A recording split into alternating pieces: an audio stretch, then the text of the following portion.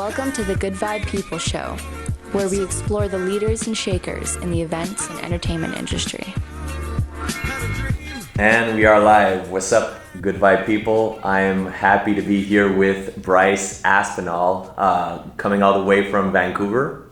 Bryce, how's it going? I'm doing well. Thank you for having me. It's Yes. a pleasure to be here. Yeah, of course. So, Bryce was at the last Art Jam. It was a pretty cool jam. He did some good work. So we're having him today. So Bryce, just tell us who you are and what is it that you do. My name's Bryce Aspinall. I'm a artist specializing mainly in illustration, but trying to venture around all fields of the arts. Just creating, making people happy. That's what's up. What brought you to Montreal? Many factors, but I think the main thing was just a change of pace. Vancouver, once you spend so much time in one city, it becomes repetitive, and same people, same shows, same spaces. So I think I just need a change of pace, really. New faces, new people to see, new people to enjoy my art, really. How do you find the art scene in Montreal compared to Vancouver? Well, not to put you on the spot here. No, before I left Vancouver, I kind of had this feeling that there was only so far you could go with Vancouver, but it was only until I left that I kind of realized that there was a lot more potential in the city. And I think knowing that kind of creates a temptation to go back to the city and the Vancouver because it's a foundation that I know. The main reason why I came out here was I think most artists should kind of take this endeavor where you go to a new city and really push yourself to network and to become someone new. Growing up, I grew up in Tsawwassen, this small suburban town about half an hour away from Vancouver, and so I'm from the city, and I've had contacts and I've been networking since I was 13 years old, and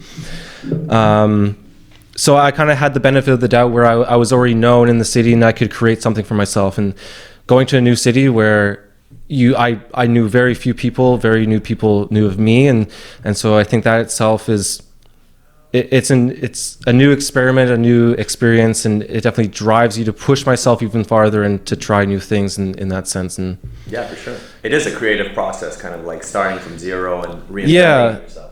I think I kind of veered away from the question itself, but from the community in Vancouver has definitely been growing, and I think it's been growing with skateboarding and the arts itself. There's a lot more events happening, whether it be pop-ups or live paintings. As Art Jam, there's a similar event called Snag where I also participated, and it's a night where you have all night to paint, people are drinking, and you have an art raffle at the end of it. As for the art scene out here, I've always found it kind of difficult to find, as with anyone in any type of field, you're always trying to find a network that you can mesh well with, and artists being the introverts they are most of the time, it's kind of hard to really meet people. And Art Jam was specifically inclusive in that sense, where there's a lot of artists that pull themselves out of their rooms and they're painting live. And not to plug Art Jam itself, but I'm loving it, man. Keep going. No, it's good. It's good. That's why I applied for it. It was something that I could get myself out of my comfort zone and meet new people that are in the similar fields. But it's similar in many fields. I think every city kind of has its own art scene, and you can always take part in it. It just it comes down to how much you're willing to push yourself, really. Sure. I think. Yeah, absolutely. So describe your work. What is it that inspires you? What does it look like? Let's say if I was blind and you'd have to describe it to me, what?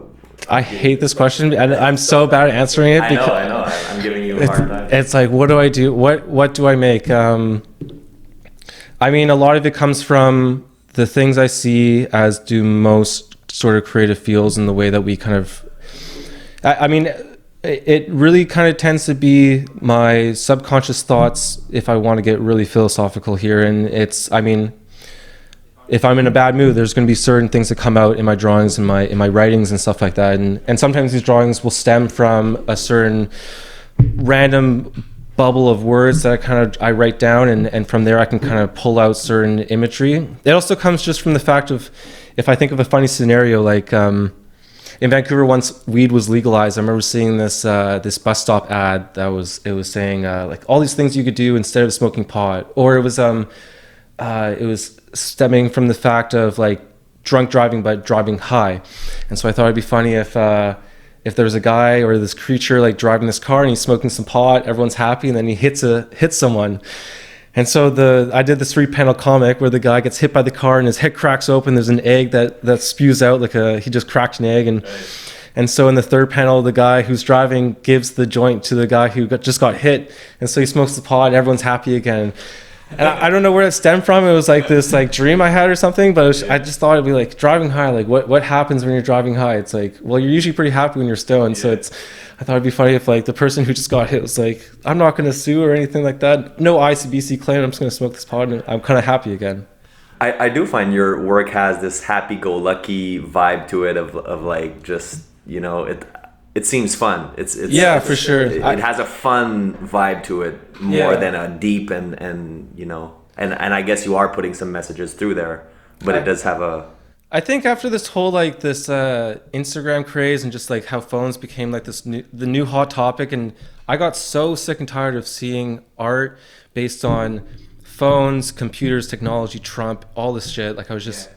I could play into that same field and draw something about Trump and how he's like this shitty president. But I'm saying bias in that. I'm neutral with it completely. But I was just, instead of, there's like a dark side to some of the humor as well that I'll try to portray. And sometimes I'll put these like happy-go-lucky characters in like scenarios where you shouldn't be happy. And I think that's the funniest part is when you kind of juxtapose these two emotions that are so opposite. But at the same time, it's like laughing at a joke in bad taste. In context, something's always funny, and so I enjoy putting these like what I like to think what people attempt to be like. When you like meet that person that's just always happy and they always are they're always in a positive attitude. The way that I think of it is like you can't always be happy, and for those people that are always portraying that, they're lying to themselves. Misery can be funny in the certain context, and I think like I had this one concept for an idea for a drawing. I actually haven't done it yet, but the quote like what doesn't kill you makes you stronger. Right. I had this idea where this person gets hit by a car and then they're on the IV and they're put in a coma and they're in the hospital. It's like that right there. It's like, well, it didn't kill them, but they aren't stronger. They're in a bed in the coma. So stuff like that where it's like it's kind of sick and twisted in a sense, but it's in a certain context in a drawing, and I think that's what's funny. But it does have a light to it for some reason. I don't know why, but it kind of spins it, in a funny way. Yeah, it's funny because it's not a picture of a literal. It's not a photograph of someone in the hospital that just got hit by a car. That's why I think I really enjoy simplifying the face and abstracting it to its simplest form of just like 2 dots of the eye, a dot for the nose, and a smile.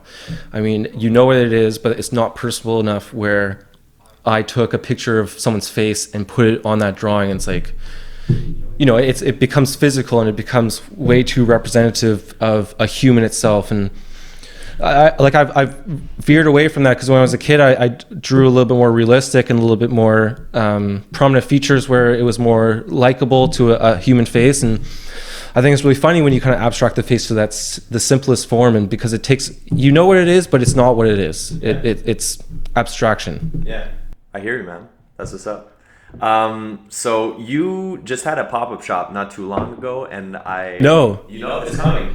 No, that's on Thursday. On Thursday, that's what's up. Okay, good. I thought I missed it. Okay, so tell us a bit about that. It's you're selling your merch and a bit of everything, right? Yeah, so I'm gonna have screen printed T-shirts, prints, some reso prints that I got. I found these guys called the shop's called Labrico. I hope I'm saying that right, but they're doing some reso prints for me. I'm working on original art right now. I've been doing that nonstop all week for that. But that's gonna be at Flow Shop. It's on 4311 Saint Denis Street, and I kind of just found this girl, Alex Maudry, on Instagram, and I contacted her actually because I've been unemployed for a while, so I contacted her asking if I could work at the vintage shop because I work in Vancouver. I worked at this shop called F's and Frank, and I was like, I know about the industry. I've kind of been within this field for a while, and she's like, well, I don't really need any hands in the shop, but if you want to do this pop-up, I'd be into that. So I was like, yeah, like I'm totally into it. So that's kind of how it stemmed, and now we're on Thursday it's going to happen. So I'm hoping for a good turnout, and just I think it's good like entry into Montreal. I think I kind of hope it's just a good place where I can put my name and people kind of recognize. And I'm very fortunate. Thank you, Alex, for sure, if she's listening to this later on. But I'm stoked. I mean, it's 3 months in. I got this pop-up showing up, so I'm really happy about it. It's a good turnout and a good introduction. You're doing good for 3 months in the city, man. I'm really happy about it. Yeah, I'm very fortunate. I'm grateful for it. Few events, and good locations too. Yeah, absolutely. So so tell us a bit more about your work. So basically, are you working on any upcoming projects that are specific to the pop-up shop? So you're saying you've been doing a few different drawings. Like, what are they about? Are they more like on the comic side, or? They're I mean, from like painting to design work. Like when I'm designing a poster, it definitely differs to what I'm painting itself. I mean, when I'm doing a poster, it comes down to like what the client wants in some terms, but in at some points there's complete freedom, which I actually find quite restricting when the client is kind of just like, you can do whatever the hell you want. Right. I'm like, well, I have too many ideas and it's just like a lot of back and forth. Like, do you like this? Do you like that? Yeah.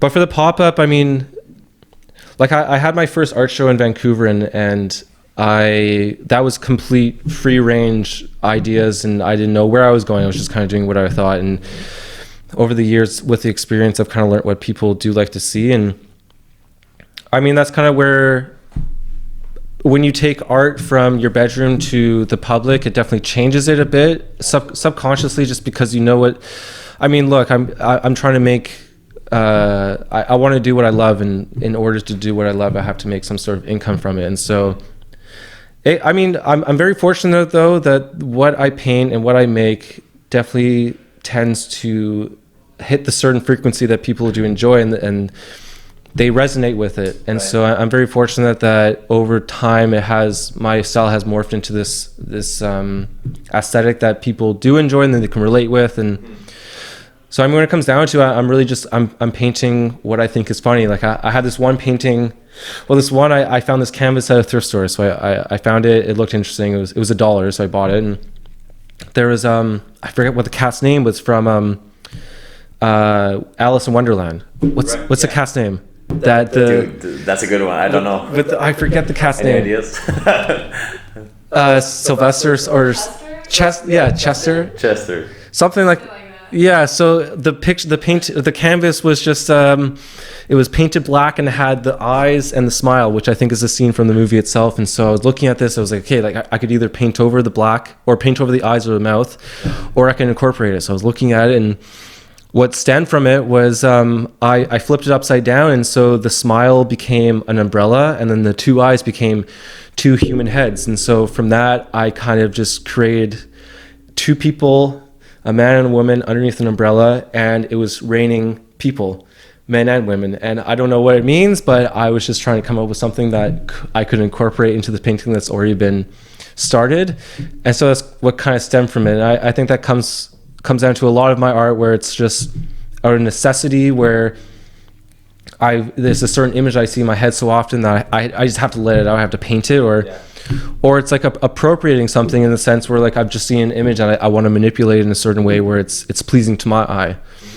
So it comes down to my own thoughts, my own, I guess, dreams in some degree, and just what I see every day, and what I would like to see. I think it's just visual. It's cool what you said earlier about, hitting the right frequency that people would like to consume or buy or whatever it is, and that's an interesting thing, because there is art that's, I mean, super visual, super crazy, and like takes years to finish, but it's very, it sounds like it's very introverted to the artist's tastes, and that's super cool, and it does some great stuff sometimes, but it could have the opposite effect of being so disconnected and being so, one-sided, that I guess, I'm not sure if this applies to all art, but I always feel there's some kind of trade-off of, giving something that you are happy and know that will make somebody else want to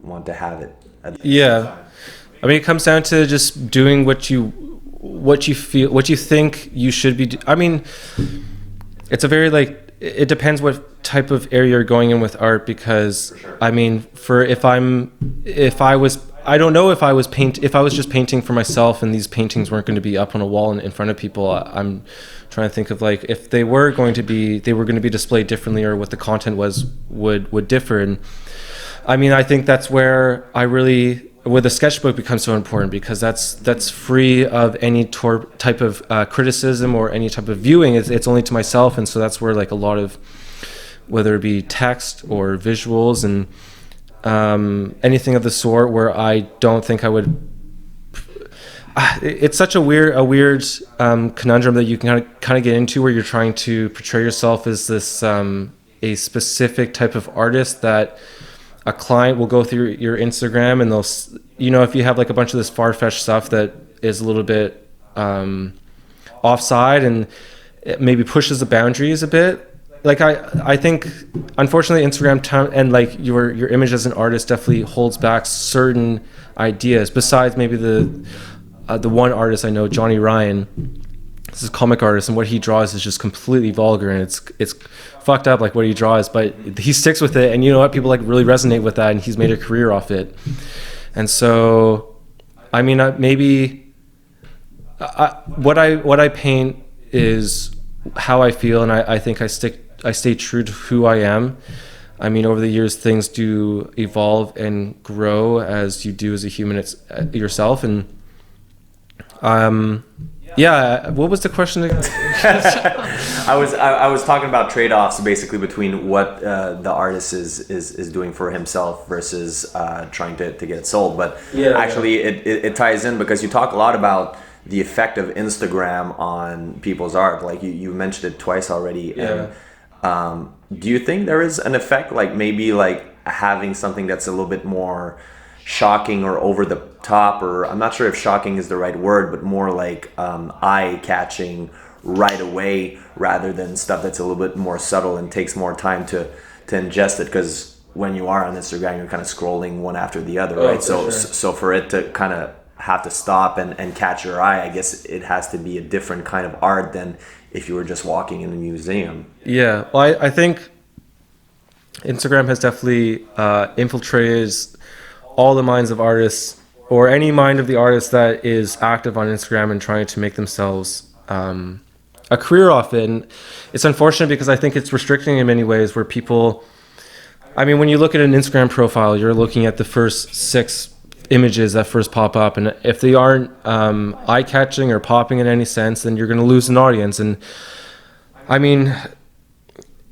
Instagram has changed the way that people create art, I think, and it definitely has had an effect on me, absolutely. And when I was a kid, I mean, everything was just drawn in my bedroom, and they were drawing my sketchbooks, and the only people that saw them were my family members and friends that came over to my house. And once Instagram came along and I started showing these images to other people, it definitely changed the way of it changes. I mean, even for people who are posting selfies, I mean, hell, people have been taking selfies for years, but until Instagram came along, those selfies were just for yourself, and now they've become for everyone else. And so it's selfies on steroids now. Yeah, it's crazy. And it's this love-hate relationship that everyone has with it. Everyone loves it, everyone hates it. Yeah. And that's what it comes down to. And so in the end, I'm creating for myself when it comes down to it, but it's this subconscious thought that's just overwhelmed everyone, where it's it's going to be on Instagram. Yeah, for sure. One way or the other. And it's a benefit in so many ways, because the amount of contacts, the amount of people I've met through Instagram, I mean, wouldn't be possible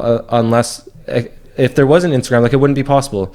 And so I'm very fortunate for that fact, but it's also become an oversaturated industry field. Crafts is just because everyone has always been an artist, but now everyone is an artist because you can say that you're an artist. I mean, it's this one thing with tattooing specifically, I feel has kind of it's become something more than what it was, where I mean, I'm not a tattoo artist. I'm surprised I didn't get into it just because of my childhood with my stepfather and whatnot, but I'm not going to get into it. But I mean, nowadays, anyone can become a tattoo artist. You just tattoo some of your friends, no matter what skill you have, no matter what mentorship you had or apprenticeship or anything like that. And I mean, it's kind of taken away, I think, from the tattoo culture itself and where it originated from. Art, though, has always been, I mean, well, you know, back in, I don't know, like the 14th century or whatever, when people were mentored to become this, like, it was a trade. Art was a trade back then. Yeah, absolutely. In the Renaissance and exactly. And stuff, and so like it came down to a skill where you actually went to school for it and you learned this is how you paint, this is the colors you use, the techniques you use. And I think now, I mean, going with like the positive side of Instagram, I think it allows people to, it's complete freedom where you can really paint whatever you want, imagine whatever you want, and if people, you know, respond to it, then you get like instant satisfaction from it. And from that, you can kind of, I mean, people have made careers off of it, or just it's a job just to be like this Instagram artist nowadays. And I think it's definitely changed the way that certain people will react to art. And I mean, even going from like the gallery to the Instagram, I mean, nowadays it's crazy for me to even, it's crazy for some people to go to a gallery to visualize or to see art firsthand, where it's like now you see it in front of your screen, and that's where people kind of go to witness their art nowadays.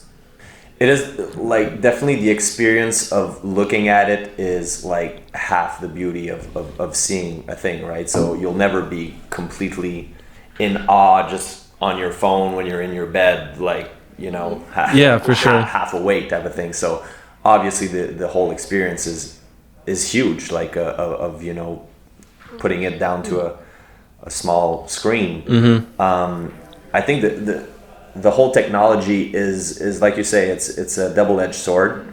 I am an optimist, so I think I see more good than bad, and especially for painters, actually, I think it's good. I think where it's not good is stuff that's more technology based, where it's like, let's say photographers, where it's hard to say a good photographer from another if you just have a crazy sick camera. But I think with painting, you still have to put in the work and everything, and even with the use of technology, it's hard to be like, to look as professional as somebody else. Whereas when it's something that can be enhanced by technology, I'm saying photography is one example that comes to mind, is that I think it levels more the playing field. I do think visual art is still out there, and I think the game has actually become more interesting because people are putting out dope content, and people want to, you know, put out more dope content. So I think from the an art, I mean, maybe you're an artist, I'm actually not sure, but from like an artist point of view, I think it's overwhelming in a sense, where like you can be on Instagram for hours and hours and hours, and you can keep finding these amazing artists. And I mean, that's what it is exactly. It's like it's a platform for all these artists to become an artist, and it can be overwhelming, but it can also be motivation to try hard and to do more, to try to stand out. But yeah, I mean, like with the amount of tattoo artists, the amount of artists itself, I mean, I can't hate on it because I've used it. I'm a part of Instagram. I'm a part of it, and I'm thankful for it. Well, it's just a platform, basically. I don't think like before people were less skillful or anything. That it wasn't shown, and I think that's where some artists get it twisted. Is that not necessarily because you're posting your work that you're necessarily trying to be the next Leonardo da Vinci, you know what I mean? So I think it's just a means and a platform of expression, but it can be overwhelming if you're trying to compare yourself too much, and I think that's where the rabbit hole starts, is when you're comparing yourself, especially when you're looking at statistics like likes and shit like that. Well, yeah, I for think sure. That's really bad for the artist, but I think everything else is actually good for inspiration. But can you differentiate, like, can you hold yourself back from feeling those emotions? Because I think nowadays it's just so it's inherent, where you just, if you have that app, like, I mean, I feel like for most people it comes down, even if you're not trying to feel like that, it comes down to you are feeling it. And so like I try to stay away from it as much as I can, but I mean, I'll be honest, like, yeah, for sure, like the likes and like how many followers you have, it comes down to it. Like, and it's hard. But it's like that for everyone, you know. Exactly. Whether you're an entrepreneur or something like that, you're like, oh, somebody's always making more money than you. Oh, for sure. You're always gonna get more likes, or less than somebody else. So, I mean, I definitely feel the whole thing. I'm just saying, I think we shouldn't be just comparing yourselves, because you're you and somebody else is somebody else, you know, and everybody has their own journey, you know. And absolutely. I mean, and we compared ourselves before Instagram, you know. It's what humans do. It's a natural act and feeling where you see someone that looks better than you and you want to be like that. And yeah, it's been a problem this whole time, and Instagram's definitely inflated that emotion for sure. Yeah, well, you're not alone, that's for sure, and that's why I wanted to make a point about it. So just finishing up, because we're running out of time here. Sorry, ramble. It was actually great. I love the rambling. If you could do any project, like not based on money or not based on any different parameters, what would it be and why? Any project. Oh God.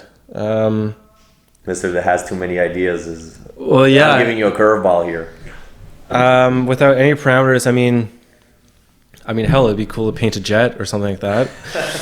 I mean, realistically, within my field, I've designed skateboard wheels, the graphics on wheels.